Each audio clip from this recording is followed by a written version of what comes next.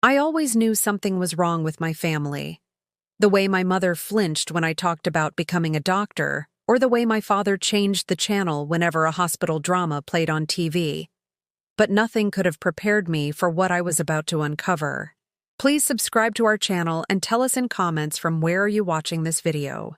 It started after I fainted at my university lab. 1 second I was preparing slides. The next I was waking up in the infirmary with an oxygen mask and a nurse whispering that my blood pressure was abnormally low. The school insisted I get a full medical checkup. I didn't think much of it. I was a stressed-out med student. What else was new? But when the doctor at the clinic frowned at my test results and said, "When did you have your kidney removed?" I laughed. "I've never had surgery in my life." He looked back at the ultrasound screen and pointed, "Your left kidney is missing." The room started spinning. I could barely breathe. I called my parents in a panic, expecting comfort. My mom's voice cracked with fake concern. "Oh, honey, maybe it was a mistake at birth." "A mistake?" I snapped. "Mom, that's not something they miss on birth records." My dad took the phone. "Stop being dramatic. You always were the fragile one. If you have one working kidney, be grateful." That night, I tore apart my baby records. I found nothing about surgery. No hospital admissions, no explanation, just an old receipt in the back of a file labeled emergency loan. It had a strange clinic's name on it, dated when I was 13. The summer I was bedridden with what my parents claimed was a bad flu. Fueled by disbelief, I searched the clinic. No website, no registration. I drove to the address. It was a rundown, graffitied building boarded up with a rusted sign barely legible. Silverline Wellness and Sleep Disorders. Nothing about surgery, nothing about kidneys. I called the state medical board. They had no record of Silverline ever being licensed. That night, I confronted my parents. They didn't even pretend to deny it. My mother sat on the sofa like a queen sipping tea. "You don't understand. Your sister needed tuition.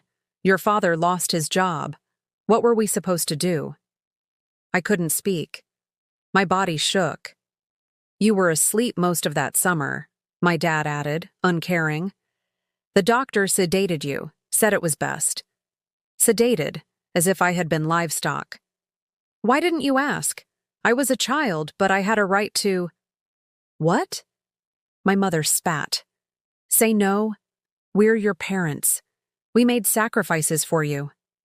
They made a profit, and the worst part, my sister got a brand new car that fall. She flaunted it at school, said it was a gift from heaven. I had believed it. I packed my things that night. I left that house and never looked back. But I didn't cry. I documented everything. Took photos of the file, the receipt, the boarded-up building. I hired a private investigator. What we found next made my blood run colder. The so-called doctor who ran Silverline, not even licensed.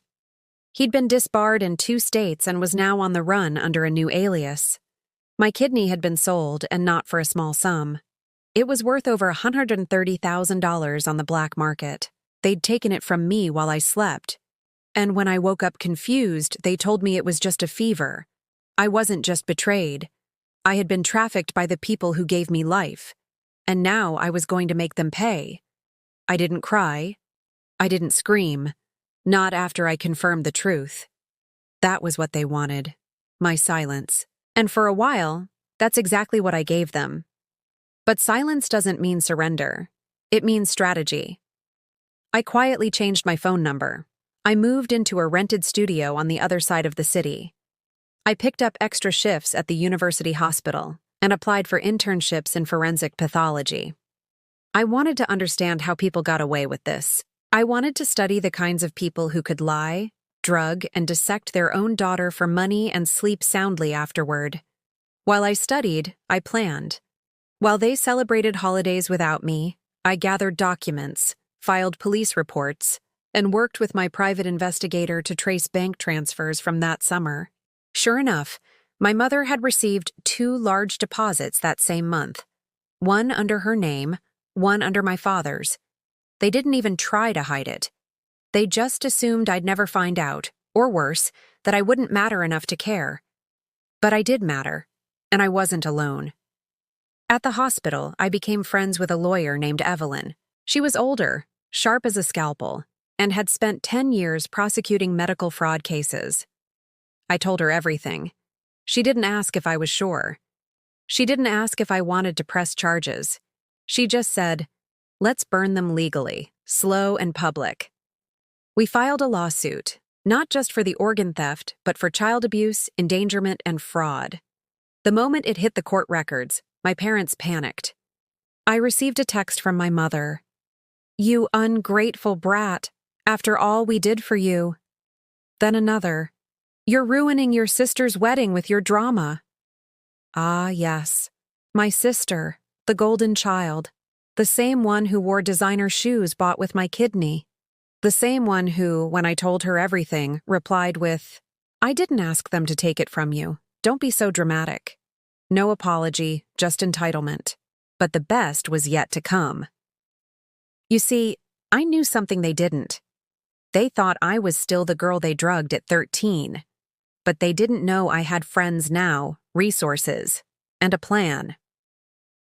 A month before the court hearing, I mailed anonymous tips to every major news outlet, complete with documents, receipts, and an encrypted folder showing where the money went and how. I even included a list of other suspected victims tied to the fake clinic. Silverline had been operating for years. The day the news hit the internet, my parents' faces were plastered across every local site. The headline read, "Parents accused of selling daughter's kidney to fund lavish lifestyle, clinic tied to black market organ ring." My inbox flooded, messages from distant relatives, classmates, strangers. But the best one, a voicemail from my dad. "What have you done? We lost everything. Are you happy now?" Yes, I was, and I wasn't done. The courtroom was cold, but my hands were steady. Mom had traded her pearls for a wrinkled cardigan. Dad's shoes didn't shine like they used to. My sister, always pristine, avoided my gaze as if I were a stranger. They hadn't expected the case to make it to trial. They assumed I'd crumble, withdraw, beg to settle in private. But I didn't. Because what they took from me was more than a kidney. It was trust, my sense of self, my future as I knew it, and I wasn't going to let them walk away with that. The evidence was airtight, thanks to Evelyn's brilliance and my meticulous trail of documentation. The court saw it all. The falsified consent forms with my forged signature, the fake hospital that never filed a single patient record, and the text messages Mom accidentally backed up to a cloud account bragging about the easy payday after the surgery. But it was the hidden footage that changed everything. Months before, I had returned to my parents' house under the guise of reconciliation. I said I wanted to make peace. They invited me in like nothing had happened. That's when I planted a tiny recorder behind the family photo on the mantel. 2 days later, I captured my father laughing to a friend on the phone. Of course she doesn't know. She was 13. She didn't even know what they put in her IV. That kidney paid off the SUV and helped with the down payment on the beach condo. I played the audio in court. The judge went pale. My parents stopped blinking. My sister, for the first time, looked like she was about to be sick. They were arrested before the sentencing even finished. The court ruled in my favor. $5.2 million in punitive damages, a lifetime restraining order, and criminal charges pending for fraud, endangerment, and participation in an illegal medical scheme. But that wasn't the end. That was just the punishment, the revenge that came afterward. I took the money, not just the awarded damages, but the settlements from the class action lawsuit that followed once my case exposed dozens of victims from the same fake clinic. I used it to start something new, a foundation. It's called The Second Voice. It funds therapy, medical screenings, and legal help for children who survived medical abuse, whether from family or fake clinics like the one that stole from me. I bought back my future, and then I started giving away a future to others. Last week, a little girl named Maya, 7 years old with a soft voice and eyes too serious for her age, hugged me and whispered, I thought no one would believe me, but you did. I cried that night, not because I was broken, but because I was healing. My parents, they're still in court fighting multiple charges. Last I heard, their lawyer quit halfway through proceedings when he learned the full truth. My sister tried to reach out recently. She said she didn't know and that she was just a child, too. I didn't respond. Instead, I mailed her a copy of the Foundation's annual report. On the cover was a photo of me smiling, standing with survivors, one hand gently resting over the scar on my side. Inside, I'd written a single note. You knew, and now so does the world. Please subscribe to our channel and tell us in comments from where are you watching this.